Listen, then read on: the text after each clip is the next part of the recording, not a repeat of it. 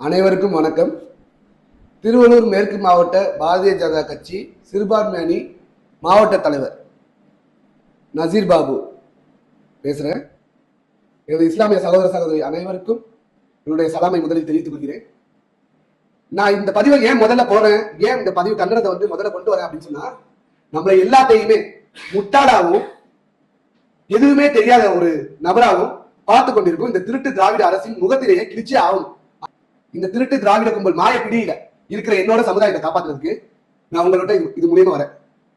என்னன்னா, திருட்டு திராவிட முன்னேற்ற கழகம் மட்டும்தான் நம்மள தீவிரவாதியா சித்தரிச்ச முதல் கூட்டம்.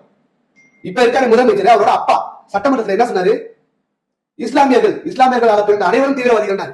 அவ்வளவு முழக்கம் கொடுத்தவங்க இப்போ இஸ்லாமியர்களுக்கு நாங்க தான் பாதுகாப்பு, இஸ்லாமியர்களுக்கு நாங்க தான் நல்லது செய்ய வந்திருக்கோம் அப்படின்னு இஸ்லாமியர்களோட சிறுபான்மையினரோட ஓட்டை வாங்குறதுக்காக நம்ம கிட்ட எல்லா விதமான பொய்களையும் எல்லா விதமான கேவலமான செயல்களையும் அவதூறான செயல்களையும் பரப்புறதுக்கு ரெடியா இருக்காங்க, தயாரா இருக்காங்க. அவங்க நம்மளோட ஓட்டை கணிசமான ஓட்டை வாங்குறதுக்கு எந்த எல்லைக்கும் போறதுக்கு ரெடியா இருக்காங்க.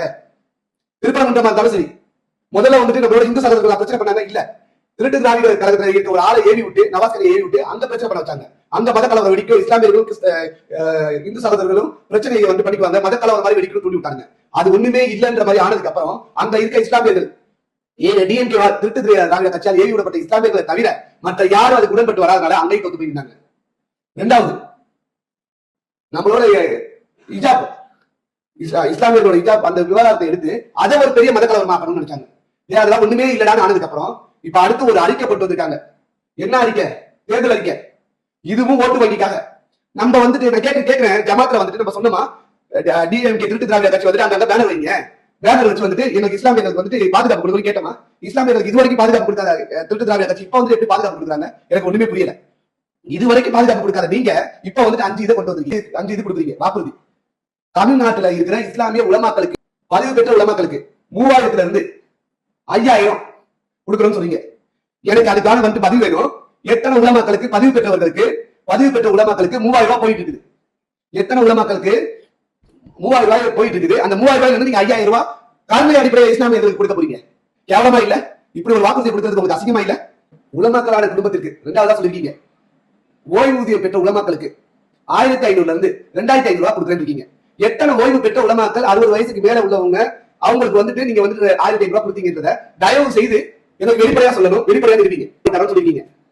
ஐயா, நான் உங்ககிட்ட கேட்கிறேன், உங்களோட தூண்டுதல்னால, உங்களோட ஏவுதல்னால உண்மையா இருக்கிற அடக்க ஸ்தலத்துல, சரியா, உண்மையா இருக்கிற அடக்க ஸ்தலத்துல, எங்களுக்கு உரிமையா இருக்க அடக்க ஸ்தலத்துல பிஜேபியில இருக்கிறோம் அப்படின்ற காரணத்துக்காக ஒரு சில அடக்க ஸ்தலத்துல இடமே தர உங்களால அனுமதிக்க முடியல. இதுல அடக்க ஸ்தலம் நீங்க தனியா அமைச்சு தரணும் சொல்றீங்க. இது உங்களுக்கு வெட்கக்கேடா இல்லையா? அவமானமா இல்லையா? ஒரு 4வது பாயிண்டா சொல்லிருக்கீங்க, அரசு மேல்நிலை பள்ளிகளில் காலியாக உள்ள உருது ஆசிரியர்கள் இடம் நிரப்பப்படும். அல்ஹம்துலில்லாஹ், நல்லதுதான்.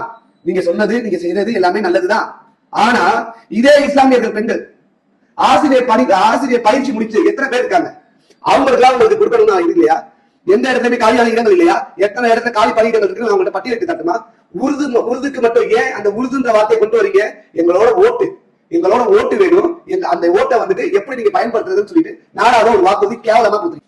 இதை இஸ்லாமியரா இருந்து 5வது நீங்க கொடுத்திருக்க வாக்குறுதிய நான் சிரிக்கிறதா இல்ல அழுகிறதா இல்ல நீங்க என்னதான் திருட்டு திராவிட அரசியல் நினைச்சிட்டு இருக்கீங்கன்றது தெரியல.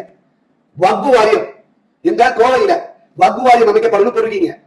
இருக்க வக்ஃபு வாரியம், சென்னையில இருக்க வக்ஃபு வாரியம் முக்கால்வாசி நீங்க ஆட்டையா போட்டு வச்சிருக்கீங்க. அதுக்கு பதில் சொல்லாம கோவைக்கு போயிட்டீங்க.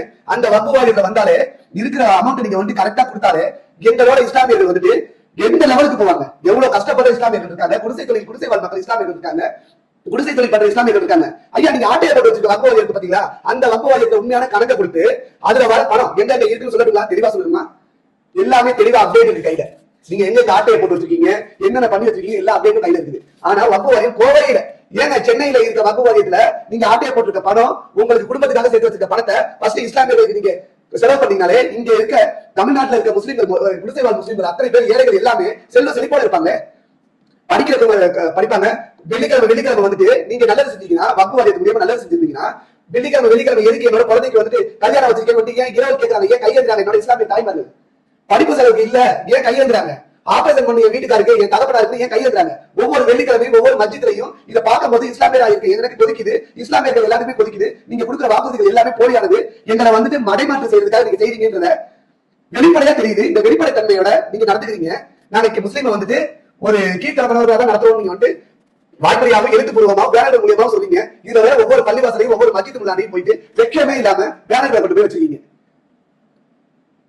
நீங்க முஸ்லீமை பத்தி என்ன நினைக்கிறீங்க? இஸ்லாமியர்களை பத்தி என்ன நினைக்கிறீங்க? ஏங்க நான் சொல்றேங்க, 5 வேளை தொழுவேன், குர்ஆனை உண்மையா படிக்கிறவன் எவனுமே இந்த திருட்டு திராவிட அரசு 2024 களை எடுக்காட்டி 5 தலைமுறை 6 தலைமுறையா சரிங்களா என்னால சொல்ல முடியும் இஸ்லாமியரா இருக்க நானே. நீங்க சொல்றதை கேட்கறேங்க.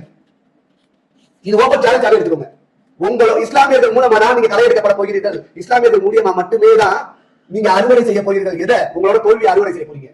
இதை எழுதி வச்சுக்கோங்க. இன்னைய டேட்ல எழுதி வச்சுக்கோங்க. அனைத்து இஸ்லாமிய சகோதர சகோதரிகளுக்கும் இதுவரை நான் சொன்ன அனைத்தையும் செவிசாய்த்து கேட்ட அனைவருக்கும் எனது சலாமத்தையும் வணக்கத்தையும் தெரிவித்துக் கொள்கிறேன்.